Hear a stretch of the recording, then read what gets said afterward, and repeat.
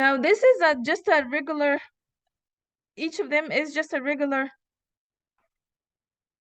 script, right? And we've seen that the script is executed when we require it. So what if I have a variable called x here that is equal to 10?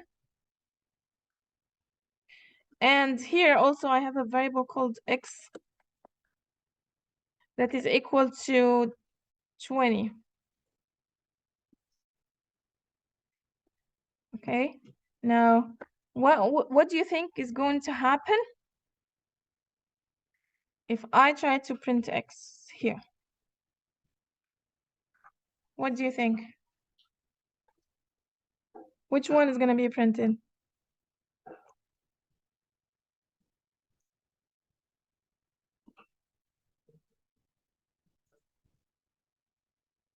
We'll see. Okay, it might be the one in the calculator because this is the last one. You think it will override? Well, let's see. Yeah, so none of them will be seen here. Both of them are not going to be seen here. Okay, because it is encapsulated as that's the need for the functional expression. Okay, it encapsulates the module. It doesn't return, or it doesn't allow access to whatever defined within the module when it is imported. Okay, so you can only access what is exported only. Okay, so internally in the module you can use this variable x as much as you want internally, but what is accessible outside is only what you put in the exports. So if I want this x to be accessible from outside, I would just say module dot exports dot x or any other name, and I put x here. All right, so I should be able to access the x when I require the calculator, and I can only access it through the dot operator. So still no conflicts there. All right, so if I run this now, it would not give me an error, it would print 10. All right, is that clear? Okay, so let's keep going then.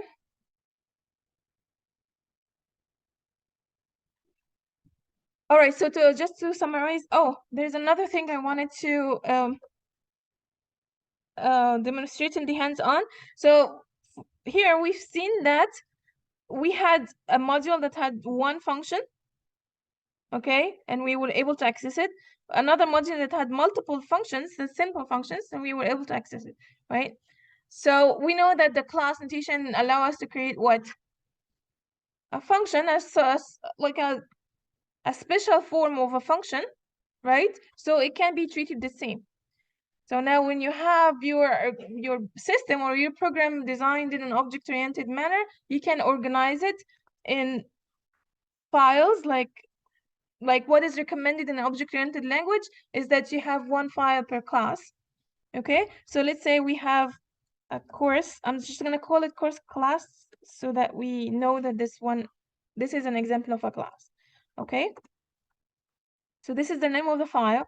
Now I'm going to define a class called course class. All right, and then there is a constructor that takes the, let's say, course name and credit hours. And then initialize.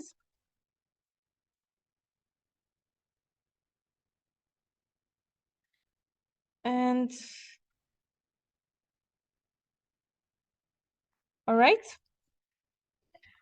Now I want to have this class accessible from outside, so I need to do what? Add it to exports. Now, if we're gonna follow the convention and have just one class per file, then it would be okay if we occupy the entire exports object by just the class constructor function. All right, now let's see how are we gonna use it. So we can just import it the exact same way. So I'm just gonna use a different name here so that you know that it's not always the exact name, and then require it just like we did before.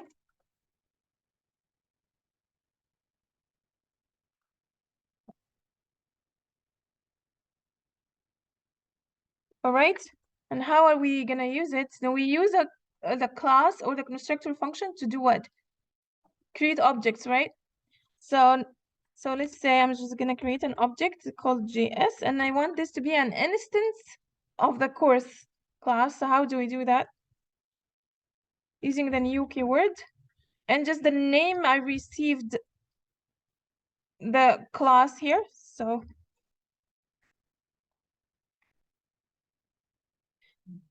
here, let's say JavaScript, credit hours 3.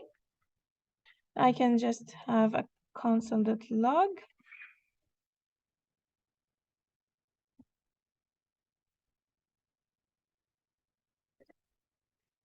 So let's say I'm just gonna use JS dot course name.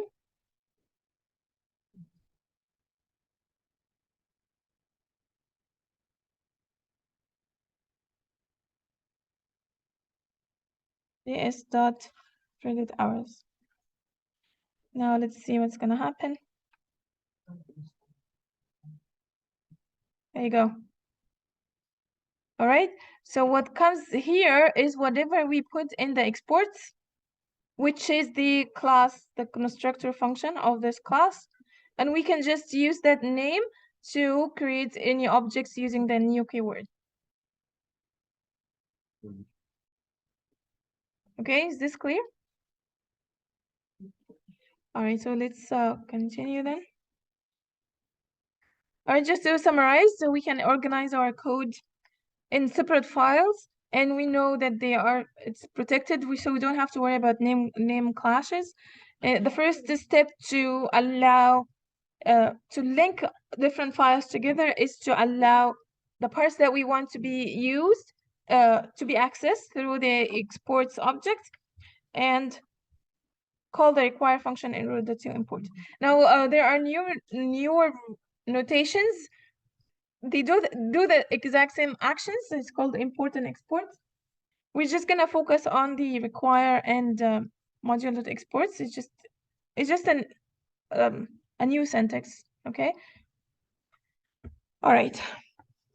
So these are the modules that we created. We created the file, right?